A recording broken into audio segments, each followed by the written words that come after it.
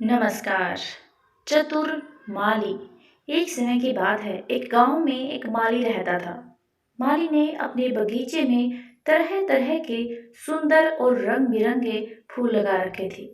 वह प्रतिदिन सुबह से शाम तक बगीचे की साफ सफाई और देखभाल करने में लगा रहता था। माली रोज सुबह फूलों की टोकरियां भर लेता और नजदीक के बाजार में बेच आता।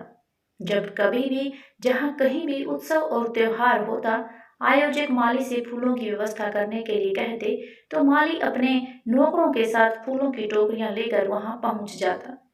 एक दिन की बात है, राजमहल में उत्सव था। राजा ने पूरे राजमहल को सजाने के लिए 100 टोकरी फूल मंगवाए। माली सुबह जल्दी उठा और अपने नौकरों को लेकर बगीचे से ताजे फूल चुनने लगा। सुबह होते होते 100 टोकरियां फूलों की भरकर वह राजमहल की ओर रवाना हो गया। संयोग से उस दिन राजमहल में शाही भोज था, इसीलिए कोई भी नौकर बगीचे में नहीं रुका। जब बगीचे में कोई नहीं था, तब बगीचे में एक गाय घुस गई और चरने लगी। भर पेट चरने के बाद जब गाय बाहर निकल रही थी, तभी माली आ पहुंचा। उसे गाय पर बहुत गुस्सा आया। गुस्से में आकर उसने गाय पर लठ बरसाना शुरू कर दिया। गाय बूढ़ी थी, इसलिए जल्द ही प्राण त्याग दिए। थोड़ी ही देर में माली गौ हत्या का दोषी हो गया। थोड़ी ही देर में बात पूरे गांव में फैल गई। जब यह बात राजा तक पहुंची तो उसने अपने सैनिकों को भेजा और माली को बंदी बना लिया।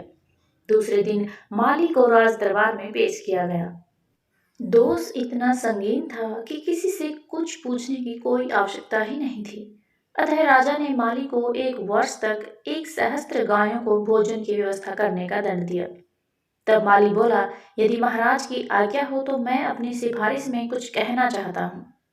राजा ने इजाजत दे दी। माली बड़ा ही चतुर था। उसने कहा, महाराज, बेशक गाय की हत्या मेरे हाथ से हुई है, लेकिन आप तो जानते ही हैं, शरीर इंद्रियों के अधीन होता है और इंद्रियां इंद्र के अधीन हैं। ऐसा हमारे शास्त्रों में लिखा गया है। इसलिए भले ही गाय मेरे हाथ से मरी हो, किंतु इसका पाप इंद्र को लगता है। उस दिन के लिए इंद्र के आने तक फैसला स्थगित कर दिया गया। जब यह बात इंद्र तक पहुंची तो वह माली की चालाकी समझ गया। उसने धूर्त माली को सबक सिखाने की सोची। इंद्र ने एक ब्राह्मण का भेष बनाया और माली के बगीचे में जा पहुंचा। ब्राह्मण ने बगीचे को चारों ओर से देखा। बगीचा बहुत ही सुंदर और रंग बिरंगे फूलों की खुशबू से महक रहा था। वह माली के पास खड़ा होकर उसकी सूझबूझ और मेहनत की भूरी भूरी प्रशंसा करने लगा। ब्राह्मण के मुख से अपनी प्रशंसा सुनकर माली बड़ा प्रसन्न हुआ। ब्राह्मण वेशधारी इंद्र ने माली से पूछा, इस बगीचे को इतना सुंदर किसने बनाया है और इसका लाभ कौन लेता है? माली प्रसन्नतापूर्वक बोला, मैंने ही अपने हाथों से इस सुंदर बगीचे को सींचा है और मैं ही इसका मालिक हूँ, अतः इसका लाभ भी मुझे ही मिलता है। इतना सुनते ही इंद्र अपने असली रूप में आ गया और बोला, जब तुम्हारे हाथों से सींचने के कारण बगीचे के मालिक तुम हुए और उसका लाभ भी तुम्हें ही मिलता है, तो गाय की हत्या भी तुम्हारे हाथ से ही हुई है। उसके पाप का भागी मुझे क्यों बना रहे हो?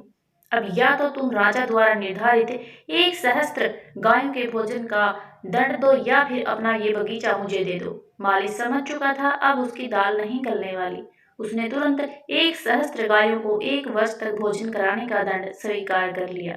इस कहानी से हमें यह सीख लेनी चाहिए कि यदि हम गलत हैं तो हमें अपनी गलती बेहिचक स्वीकार कर लेनी चाहिए। जो दूसरों को दोष देने की कोशिश करता है, अंततः परिणाम उसको स्वयं ही भुगतना पड़ता है।